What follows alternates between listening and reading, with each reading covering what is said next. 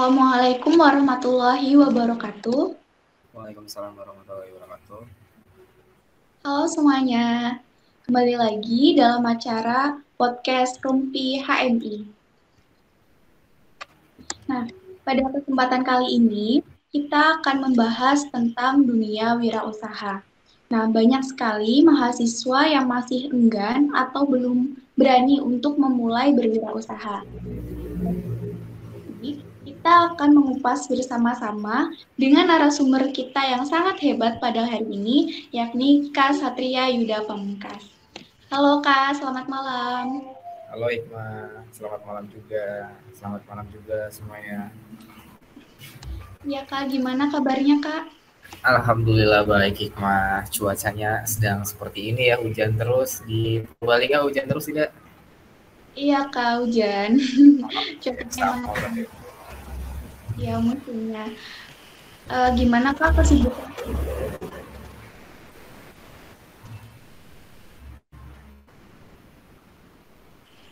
Kesibukannya gimana Kak sekarang Kak?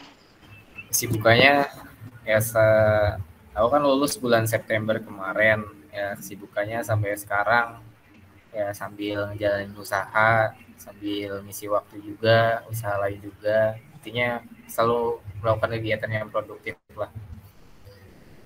Iya, keren banget sih Kak Yuda tuh.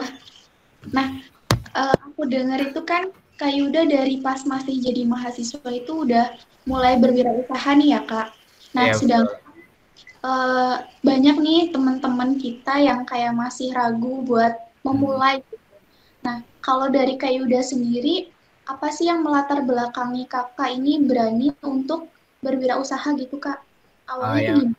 yang melatar belakangi saya untuk berani berwirausaha, yang pertama itu kan saya memulai wirausaha ini kan dimulai saat saya menjalani kehidupan mahasiswa semester akhir ya. Saya menjalani pengerjaan skripsi. Nah, pengerjaan skripsi kan cuma paling ngerjain skripsi sehari malam-malam gitu kan, habis sholat isya dikerjain sampai jam 9 atau sampai jam 10 selesai gitu kan ya. Untuk sehariannya kan dari bangun tidur sampai mau tidur lagi kayaknya masih banyak waktu yang kosong gitu ya, kalau misalnya tidak dimanfaatkan dengan baik sepertinya sangat sia-sia gitu kan ya. Jadi saya pengen ketika saya di rumah, terus kebetulan juga di organisasi juga udah selesai kan ya, organisasi di kampus juga saya di BEM juga udah selesai, terus juga di HMI juga sudah selesai. Jadi benar-benar waktu kosong saya di semester A benar-benar sangat kosong gitu. Terus saya mengerjakan skripsi pun saya mengerjakannya tuh di waktu malam. Nah, untuk waktu pagi sampai saya tidur lagi gitu kan. Nah, saya pengen apa sih? Pengen ngelakuin sesuatu yang produktif tapi menghasilkan gitu. Kalau kita selama kuliah itu kan kita melakukan sesuatu yang produktif tapi belum menghasilkan gitu. Menghasilkan dalam hal ini adalah profit atau dalam hal ini adalah uang gitu kan. Nah, jadi saya berpikir saya ngejalanin skripsian dan saya pengen menghasilkan uang juga gitu ya. Jadi saya dari situ terpancing dalam berpikiran saya, di off the box saya berpikir saya pengen memulai usaha, tapi saya juga harus berpikir saya harus usaha apa ya, dan seperti itulah kira-kira. Nah, kalau boleh tahu nih Kak, usaha apa yang udah Kakak rintis sejak semester akhir itu Kak? Usaha yang sejak saya rintis untuk semester akhir ini, saya memulai usaha dari olahan produk susu sapi segar. Nah, kenapa saya memilih susu sapi segar? Nah, disitulah saya membaca sebuah peluang usaha yang dimana susu itu kan bisa dinikmati oleh semua kalangan ya, baik anak-anak, terus remaja, dewasa, orang tua, terus juga semua kalangan lah intinya. Nah, saya membaca peluang di situ adalah ketika kita ingin berwirausaha adalah kita harus bisa membaca peluang atau membaca target pasar, kira-kira di pasar, maksudnya pasar itu kan masyarakat ya, kira-kira di masyarakat itu yang ideal untuk kita membuka usaha itu apa gitu. Nah, berhubung waktunya saya juga terbatas gitu ya, saya pengen membuka usaha kecil-kecilan tapi benar-benar menghasilkan gitu. Saya membuka usaha susu. Nah, kenapa saya memilih susu? Nah, susu ini menjadi sebuah produk minuman kan ya. Nah, kenapa saya memilih olahan susu saya jual dalam bentuk minuman? Nah, pertama saya melihat banyak sekali usaha-usaha, banyak sekali di tempat mungkin di Purwokerto juga ya, banyak sekali tempat usaha produk-produk minuman seperti contohnya ada alpukat kocok, ada boba, ada es kopi, terus juga ada apa lagi nih menurut Hikmah nih? Yang produk-produk minuman kan biasanya suka jajan juga nih. Ada olahan teh gitu. Dan itu banyak yang dicampur sama susu sih, benar Kak? Nah, betul sekali. Banyak seperti yang tadi saya sebutkan, ada alpukat kocok, ada boba, es kopi, dan segala macamnya. Nah, dari produk minuman tersebut saya membaca sebuah peluang di mana minuman tersebut tuh ya memang di pasaran itu laku, tapi minuman tersebut hanya menjangkau pada pasar remaja aja, pasar remaja atau dewasa. Ya enggak? Minuman tersebut menurut saya nih, menurut asumsi saya, minuman tersebut tuh hanya menjangkau pada aspek remaja dan juga dewasa saja, tidak menjangkau semua kalangan. Masa iya orang tua datang beli es kopi, masa iya nenek-nenek datang atau balita gitu, anak kecil datang beli boba gitu kan ya, kayaknya kurang masuk akal gitu ya. Kalau misalnya yang beli boba atau beli es kopi kayak gitu ya rata-rata ya remaja gitu kan ya, iya nggak? Iya, bener banget sih Kak. Nah, mayoritas itu anak-anak yang udah remaja, terus mahasiswa-mahasiswa sih untuk minuman-minuman kayak boba gitu ya. nah betul sekali. Jadi saya di situ membaca sebuah peluang. Saya pengen membuat produk minuman yang dimana minuman tersebut menjangkau semua kalangan, baik dari anak kecil, remaja, dewasa sampai orang tua sekalipun. Nah, minuman itu apa? Nah, minuman itu adalah dari susu, olahan dari susu. Nah, susu kan anak kecil juga minum susu, remaja juga minum susu, dewasa juga minum susu, bahkan orang tua pun minum susu juga, ya nggak? Iya, bener banget. Seperti itu. Nah, terkait dengan ini kan juga kaitannya dengan segmen pasar nih ya Kak. Ya. Dari Kakak sendiri tuh caranya Kakak mengetahui gimana sih apa ya produk-produk yang kiranya bisa segmen pasarnya tuh luas, terus gimana sih tips-tipsnya gitu Kak biar teman-teman mahasiswa dan anak-anak muda lainnya tuh kayak oh iya nih gitu, aku kayaknya mau nyoba gitu Kak. Oke, jadi yang seperti saya sudah sebutkan tadi untuk segmen pasarnya tuh saya pengen menciptakan sebuah produk yang dimana produk itu dinikmati oleh semua kalangan, itu secara garis besarnya, yang dimana produk itu tuh benar-benar dinikmati oleh semua kalangan, baik itu anak-anak, dewasa, orang tua, yaitu dari olahan susu. Nah, karena saya melihat banyak sekali produk-produk minuman yang saat ini dijual di pasar itu hanya menjangkau beberapa kalangan saja, itu untuk kalangan remaja, baik remaja maupun dewasa. Orang tua susah gitu untuk menjangkau di situ, anak-anak minuman itu takut sakit perut gitu kan. Nah, itu segmen pasarnya. Dan untuk bagaimana sih untuk menarik minatnya?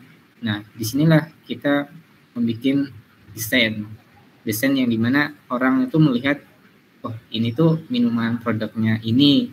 Jadi kita harus punya ciri khas tersendiri gitu, dan juga kita harus memiliki rasa yang memiliki karakteristik sendiri. Jadi kalau misalnya pengen dikenal atau pengen memiliki daya tarik tersendiri, ya harus mempunyai ciri khas sendiri gitu. Harus beda sama yang lainnya. Jadi harus punya ciri khas juga nih ya Kak, dan betul, biar mulai beda gitu ya produknya ya Kak. Nah iya betul. Nah, selanjutnya nih Kak, aku pengen tahu nih Kak, kan Kakak juga seorang mahasiswa nih ya Kak, yang kebanyakan mahasiswa tuh kayak belum punya modal yang banyak, terus kayak masih takut, apalagi soal kesibukan kuliah gitu ya Kak. Nah, menurut Kakak sendiri, gimana sih cara kita untuk memulai gitu, dan biar nggak salah langkah gitu Kak? Oke, siap. Saya ini ya, saya saya bikin PPT sedikit. Bentar, saya tampilkan.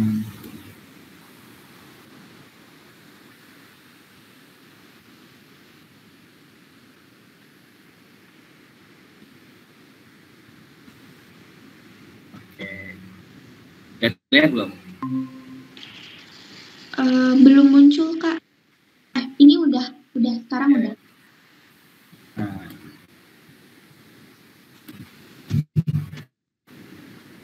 Jiwa muda, jiwa wirausaha. Foto saya. Nah, outletnya kecil sih, tapi alhamdulillah. Tapi ini keren banget loh, Kak. Serius. Nah, ini hari pertama saya buka, saya mengundang teman-teman kuliah untuk mencoba minuman dari olahan produk saya. Ini teman-teman kuliah bisa dilihat. Ini juga. Nah, ini setiap harinya itu seperti ini kira-kira ya. Nah, ini alhamdulillah udah punya karyawan yang tadinya saya bekerja keras sendiri, dan alhamdulillahnya sekarang udah ada karyawannya. Nah.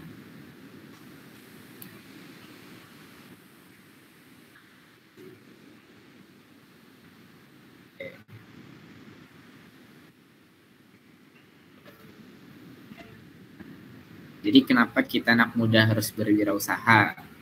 Itu kan terus yang tadi Hikmah tanyakan kan, apa yang harus disiapkan ketika mulai usaha? Ya nggak? Iya, Kak, benar banget. Nah, jadi menurut saya nih, apa yang harus disiapkan ketika memulai usaha itu ada 2 faktor. Ada faktor internal dan ada faktor eksternal. Nah, sebentar, ada telepon.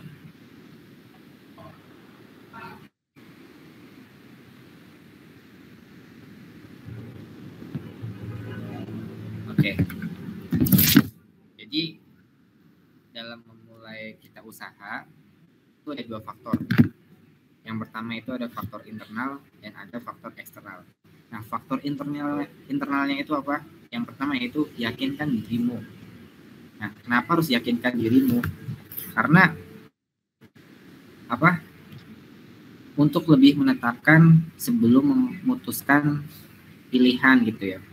Jangan sampai ketika kita tidak yakin, kalau kita tidak yakin, kita akan mudah dibanting oleh keadaan. Terus yang kedua itu mengenai persiapan model usaha yang akan dilakukan. Nah, model usahanya itu seperti apa sih? Mau modelnya seperti online atau offline gitu. Kalau online berarti kan kita menjual di Shopee gitu kan. Terus kita jual di Tokopedia. Kalau misalnya modelnya offline, ya kita harus buka lapak gitu. Buka lapak atau nyewa ruko atau memiliki pasaran yang ada di masyarakat itu dalam wujud nyata. Yang kedua, rajin membuat catatan. Yang ketiga, rajin membuat catatan. Jadi setiap kali kita membuka usaha, walaupun usahanya sekecil ya, walaupun usaha kita kecil gitu ya, tapi kita harus rajin membuat catatan. Nah, kenapa harus rajin membuat catatan? Nah, di sini tuh nanti bakalan ketemu antara cost produksi dan pengeluaran, antara pengeluaran dan pendapatan itu akan ketemu. Jadi selama kita mau menjalankan usaha, kita ini sebenarnya minus apa hasil, itu rajin membuat catatan. Nah, yang keempat itu fokus pada usaha terlebih dahulu. Nah, maksudnya kalau kita pengen buka usaha nih, usaha minuman, kita fokus minuman aja dulu. Kalau misalnya usaha minuman kita udah berhasil nih, udah stabil, keadaannya udah stabil, udah mantep gitu, mungkin kita boleh lah kita mulai usaha lain dalam bentuk makanan.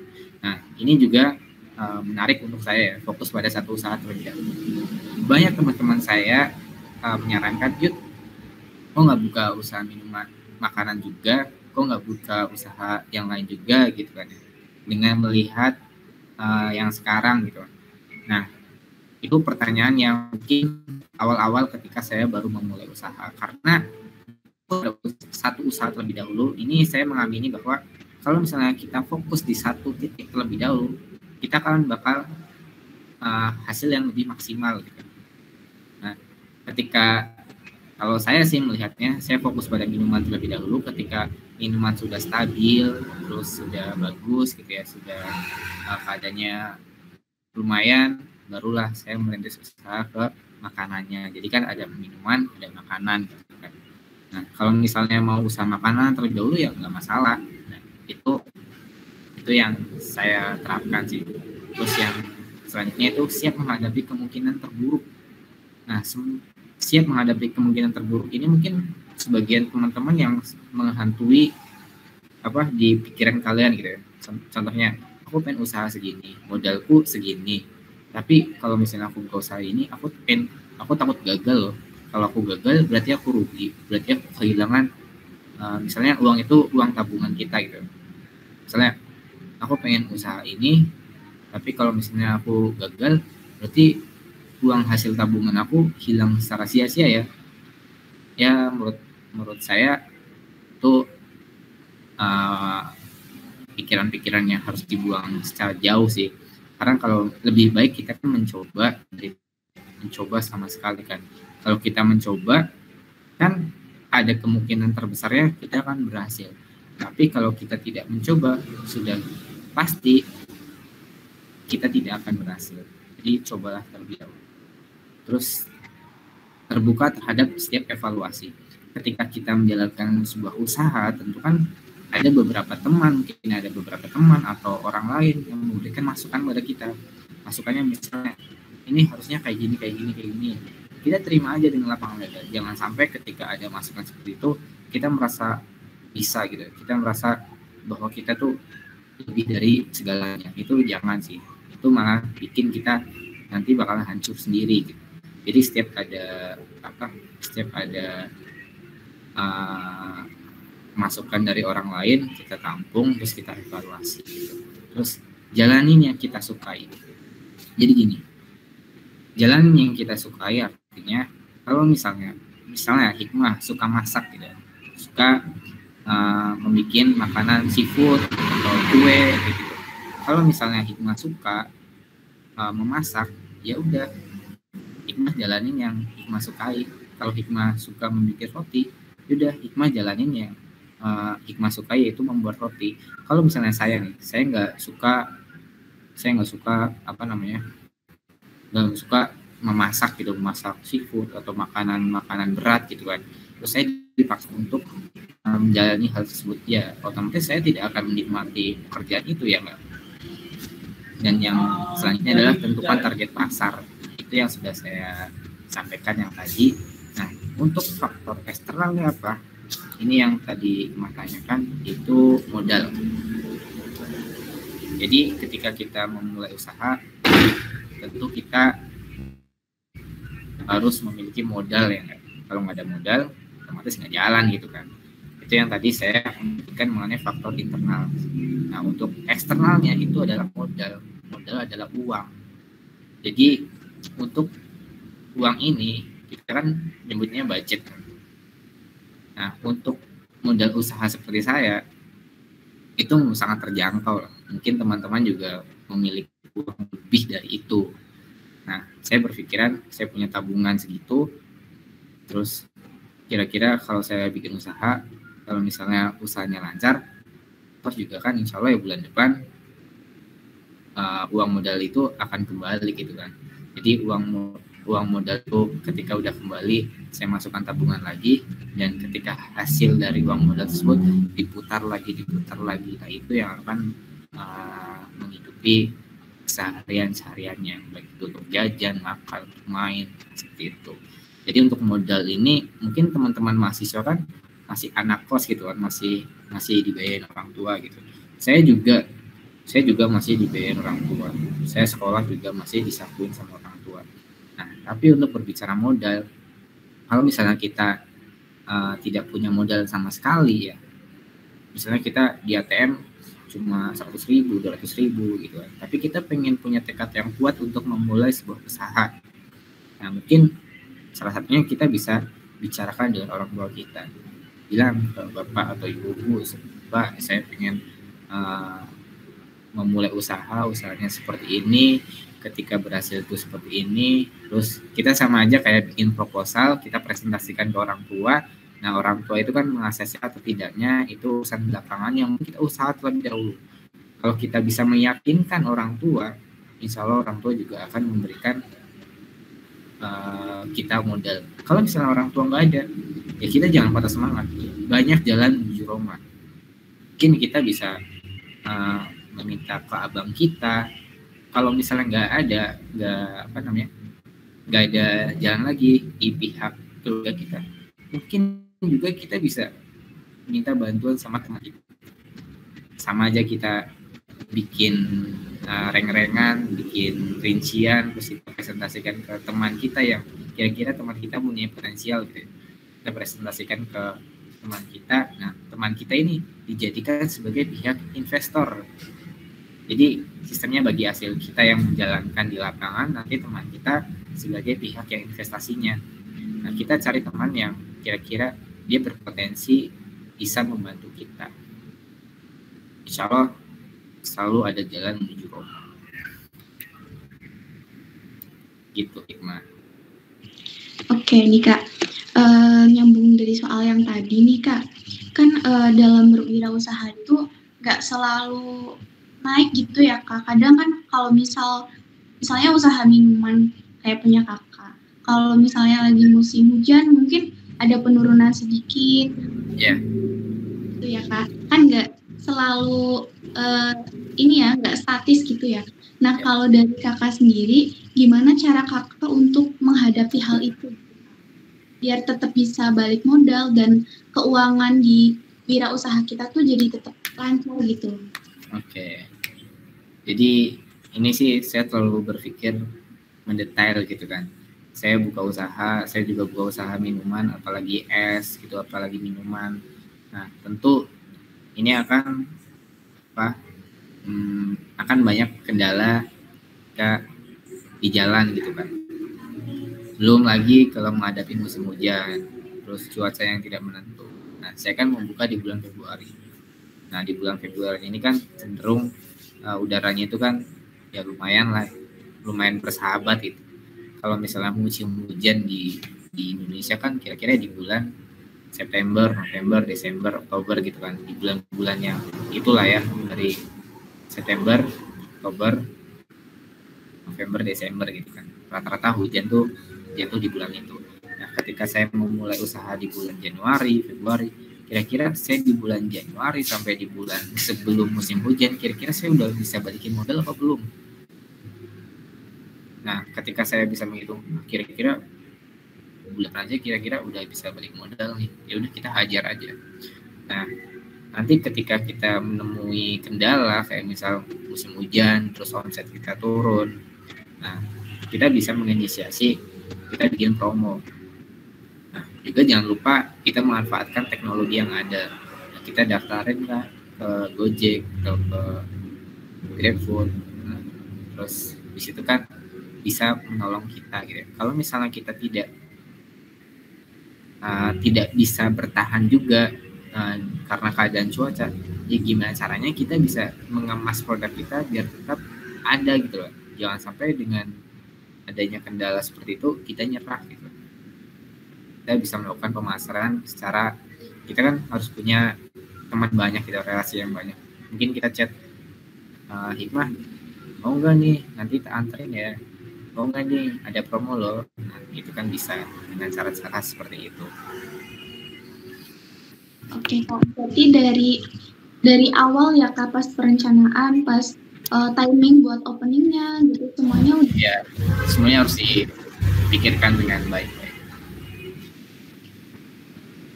Selanjutnya nih Kak, kan Kakak juga waktu awal-awal buka usaha nih masih jadi mahasiswa ya Kak, apalagi mahasiswa semester akhir nih yang banyak stigma, udah sibuk sama skripsian, terus belum lagi kendala ini itu gitu. Nah, kalau dari Kakak sendiri, gimana sih cara Kakak itu memanage waktu biar tetap produktif gitu Kak, meskipun ada kesibukan kuliah, organisasi, ataupun lainnya gitu Kak? Jadi kalau misalnya kita bilang sibuk itu karena kita nggak bisa menikmati gitu. Kalau misalnya Hikmah sibuk, aku sibuk banget nih, aku nggak bisa kemana-mana, itu jawaban sibuk itu kan karena nggak bisa menikmati. Kalau misalnya Hikmah sibuk nggak nih, aku lagi ada kegiatan kayak gini, kamu bisa ikut jalan nggak ke sini? Bisa, tapi nanti setelah kegiatan aku selesai ya. Itu kan gampang kan, jadi selesai gitu ya. Tapi kalau misalnya jawabannya aku sibuk nih, otomatis kan mematikan aktivitas yang lainnya, ya nggak? Nah, untuk masalah padat gitu ya, kita mungkin udah terbiasa sama manajemen waktu, manage waktu ketika kita berorganisasi gitu. Antara kita membagi kegiatan kita berorganisasi dan juga membagi kegiatan kita untuk berkuliah gitu ya. Nah, di sisi lain kita harus kesibukan organisasi, kita harus tanggung jawab sama teman-teman dan anggota organisasi yang lainnya. Di sisi lain juga kita harus tanggung jawab sama orang tua, yakni harus memberikan hasil nilai yang terbaik untuk orang tua kita. Nah, mungkin dari kita belajar organisasi, terbiasa manage waktu dengan baik, nah mungkin itu akan tidak menjadi masalah. Dan itu yang saya dapatkan ketika saya belajar organisasi. Salah satunya adalah manage waktu dengan baik. Jadi bisa gitu ya Kak, kita bikin kayak to-do list, terus memetakan kesibukan kita seminggunya kita ngapain aja gitu ya Kak. Betul. Nah, kaitannya sama mahasiswa lagi nih Kak, sama anak-anak muda, barangkali ada adik-adik kita yang misalnya masih SMA gitu kan, mereka juga ada yang udah mulai tertarik nih Kak. Nah, menurut Kakak sebetulnya tuh apa sih pentingnya kita berwirausaha gitu? Padahal kan kita masih anak muda nih, kayak masih kebanyakan tuh pengen nikmatin, kayak pengen main, kayak fokus kuliah sama fokus sekolah aja gitu. Jadi kita harus melek berwirausaha gitu Kak. Oke. Jadi kenapa sih kita harus berwirausaha gitu ya? Nah, sebenarnya zaman sekarang itu populasi manusia itu semakin bertambah. Terus banyak zaman sekarang juga banyak lulusan fresh graduate, banyak usia-usia produktif, banyak usia-usia pekerja yang mencari pekerjaan. Sedangkan di depan mata kita bisa membuka lapangan pekerjaan. Nah, sebagai orang yang berpendidikan, kita seharusnya ketika lulus ya, saya juga sambil pengen menerapkan ini, saya juga mengamini, saya juga di cutting HMI juga dulu, kalau bisa nanti lulus membuka lapangan pekerjaan, biar bisa sebagai orang berpendidikan, cobalah untuk membuka lapangan pekerjaan, jadi bisa memberdayakan masyarakat. Kalau kita mencari pekerjaan, otomatis kita kan kerja sama orang lain. Nah, otomatis kan kita kan memperdayakan diri kita sendiri. Kalau kita bisa membuka lapangan pekerjaan, otomatis kita bisa memberdayakan orang lain gitu. Nah, kalau misalnya kaitannya kita belum punya modal, ya mungkin kita bisa bekerja dulu sama orang lain. Terus ketika kita udah punya modal, barulah kita membuka usaha sendiri. Nah, kaitannya dengan kenapa anak muda perlu berwirausaha. Nah, tren anak muda sekarang, saya juga seperti ini juga karena lingkungan yang membentuk seperti ini. Nah, lingkungan membentuk seperti ini artinya teman-teman saya, tren sekarang ini menurut aku nih, tren yang sekarang sedang ngetren banget tuh anak muda sedang dia punya usaha. Contoh, teman saya punya usaha cuci sepatu, terus teman saya juga punya kedai kopi. Nah, terus intinya tren sekarang tuh sedang tren-trennya anak muda punya usaha. Itu sedang ngetren banget sih, tapi ngetren yang produktif gitu. Biasanya kan ngetren yang menghabiskan uang, kayak misal modifikasi motor, modifikasi benda gitu, terus fashion gitu kan. Nah, tapi ini ngetren yang bagus menurut saya, ngetren yang dimana membuka sebuah lapangan pekerjaan. Nah, ketika anak muda bisa membuka usaha, apalagi masih sekolah, saya justru malah senang banget ketika ngelihat mahasiswa atau masih SMA, bahkan masih SMA pun dia sudah punya usaha sendiri. Saya tuh malah wah, keren banget sih, gila ya. Kayak anak SMA tapi dia udah jualan online shop gitu. Dia udah berani jualan online shop, baik itu jualan kerudung, jualan baju, jualan celana, jualan sepatu, itu menurut saya sangat apresiasi yang sangat besar gitu. Wah, keren banget ya. Di apa, di sela-sela waktu dia bisa memanfaatkan itu, di mana banyak anak-anak seusia dia hanya sibuk main gitu, hanya sibuk memikirkan diri sendiri, tapi dia di sela-sela kesibukannya dia sambil jualan kerudung, sambil jualan sepatu. Nah, itu menurut saya wah, keren banget sih. Terus juga pas kuliah nih, sambil kuliah teman-teman saya banyak yang usaha, baik itu di kopi maupun di online shop. Menurut saya apa namanya, keren banget sih menurut aku. Karena kan ketika kita, yang penting usaha itu usaha apa aja asalkan itu menghasilkan. Nah, kalau kita kan berpikirnya, aduh, gimana caranya uang ya, uang gitu. Pikirannya gitu, kita uang gitu ya, yang sekarang lagi viral gitu kan di Instagram gitu kan, yang dia waktu story gitu, uang kerja uang gitu kan. Nah, sebenarnya kalau uang itu masalah kedua lah. Nah, yang pertama kita usaha dulu. Kalau usaha kita lebih, insya Allah uang juga akan mengikuti.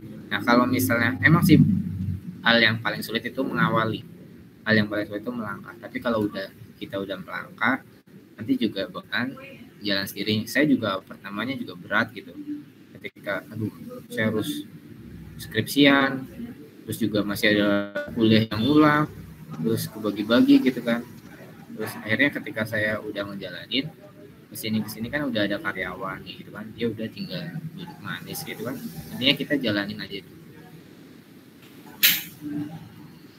Iya ya Kak, jadi di satu sisi kita jadi lebih produktif, di sisi lain juga kita bisa lebih bermanfaat gitu ya Kak, karena kita bisa ke lapangan kerja baru gitu ya Kak.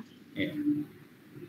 Sebagai contohnya nih, kita kan anak muda, tidak lepas sama dunia main gitu kan. Kita malam-malam anak mahasiswa ngopi, terus nongkrong yang ringan, terus nongkrong di Batu Raden biasanya kan, mahasiswa unsur ya.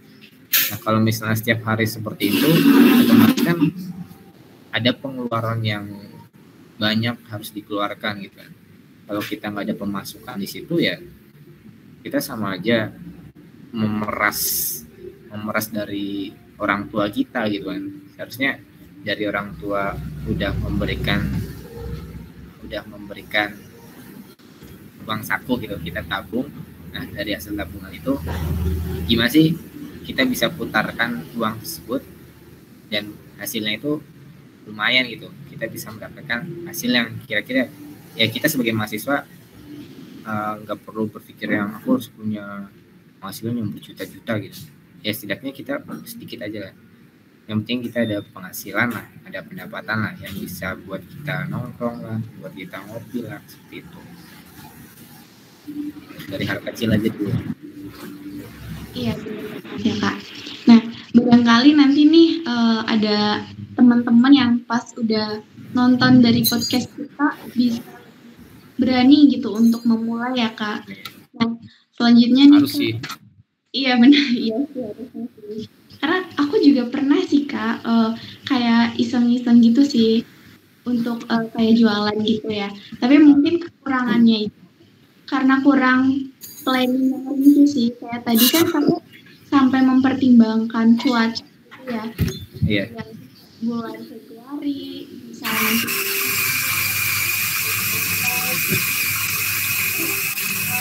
pengetahuan yang baru sih buat aku, kayak sampai sedetail itu gitu kita harus menyiapkan untuk membangun suatu usaha gitu ya Kak.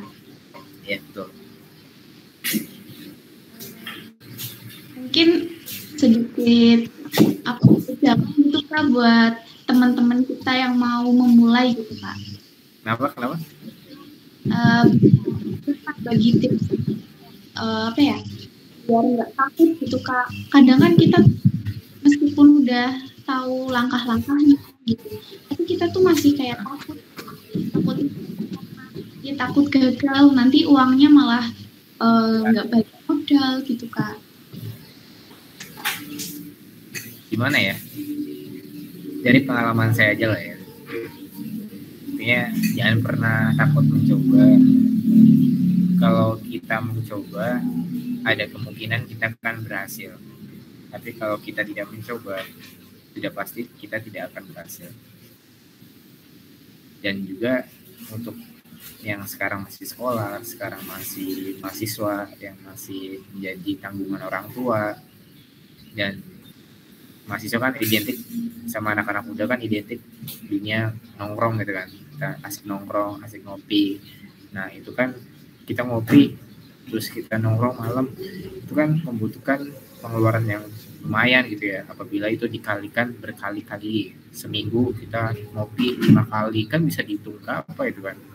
Nah kalau misalnya kita nggak ada penghasilan setiap harinya, ya kita bakalan minus gitu kan, kita bakalan kantong kering gitu kan.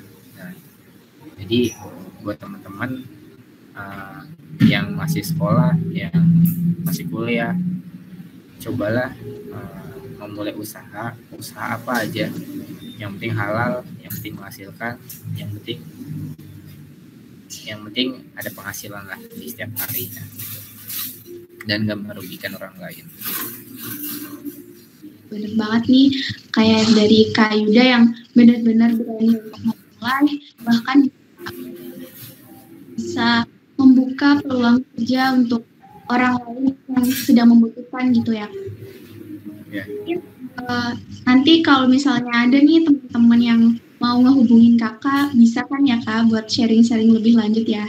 Bisa kok, bisa melalui kontak HMI kan ada di situ. Oke, siap. Terima kasih sudah berkenan ngobrol-ngobrol di dan apa ya, ini benar-benar wawasan yang baru banget nih buat aku, karena untuk memulai berwirausaha tuh harus disiapkan matang gitu ya. Betul. Ya, terima kasih ya Kak udah mau berbicara kita. Ya, semangat kalian, Yakuza. Ya, assalamualaikum warahmatullahi wabarakatuh. Oke teman-teman, untuk edisi podcast pada hari ini udah selesai nih. Jangan lupa untuk teman-teman nanti bakal ada edisi selanjutnya. Jadi jangan sampai ketinggalan ya. Terima kasih. Wassalamualaikum warahmatullahi wabarakatuh. Waalaikumsalam.